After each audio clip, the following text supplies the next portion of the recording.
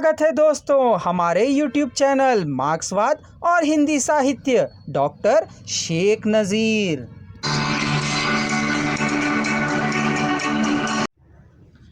एक बात और यहाँ कहना चाहेंगे कि जैसे पूंजीवादी समाज व्यवस्था में पूंजीवादी के बिना ना तो मजदूर रह सकते हैं और ना पूंजीपति मजदूर के बिना, इसी तरह यहाँ हम कह सकते हैं कि समाज में शोषण के बिना पूंजीपति वर्ग का जिस प्रकार अस्तित्व ही नहीं और पूंजीपति वर्ग के बिना शोषित श्रम की स्थिति नहीं है।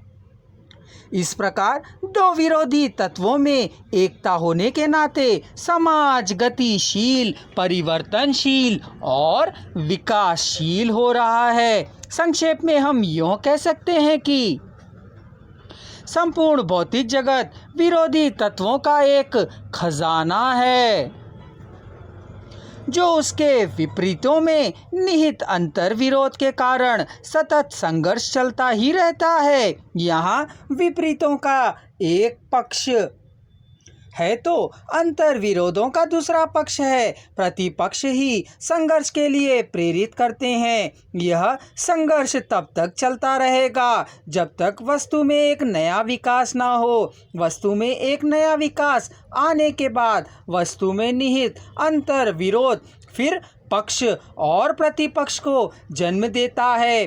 पुनः संघर्ष जब तक चलता है कि वस्तु पुनः एक नए विकास को जन्म नहीं लेती है।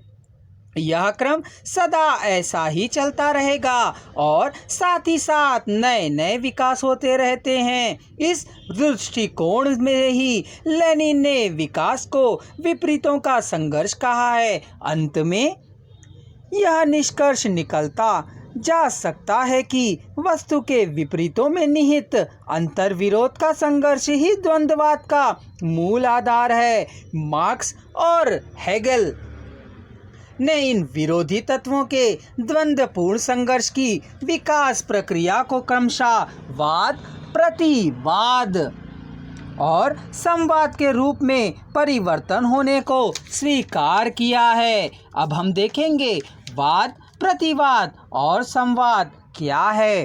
सामान्यतया संसार में हर वस्तु में उसी वस्तु के विरोधी तत्व कुछ समय तक सीमाहित रहते हैं। इस स्थिति को वाद यानी थीसिस कहते हैं। कुछ समय के बाद अर्थात परिस्थितियों के उत्कर्ष तक पहुंचने पर वाद का विरोध वे ही तत्व करते हैं जो पहले ही उसमें समाहित हों। इस स्थिति को प्रतिवाद यानी कि एंटीथेसिस कहते हैं। जब फिर वाद और प्रतिवाद का संघर्ष होने लगता है तो एक नई परिस्थिति का जन्म होना अनिवार्य है। इसी नई परिस्थिति को संवाद यानी कि सिंथेसिस कहते हैं। पुनः उसमें पहले की ही तरह संघर्ष होता है और फिर नए वाद, प्रतिवाद और संवाद का क्रम चलता रहता है।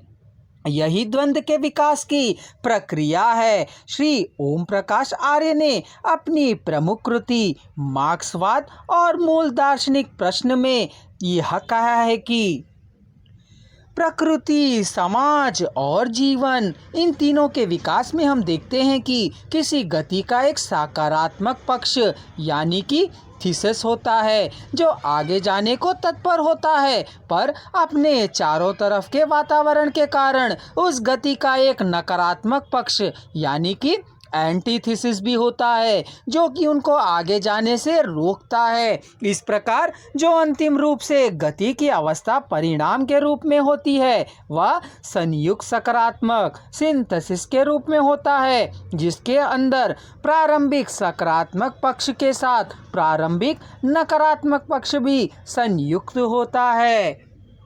इस प्रकार द्वंद्ववाद की यह विकास की प्रक्रिया पूरे संसार के प्रत्येक वस्तु अर्थात प्रकृति, समाज और जीवन के हर क्षेत्र में देख सकते हैं। इसलिए हेगल और मार्क्स दोनों ने यह सच ही कहा है कि विरोधी तत्वों के संघर्ष द्वारा ही सत्य की स्थापना होती है।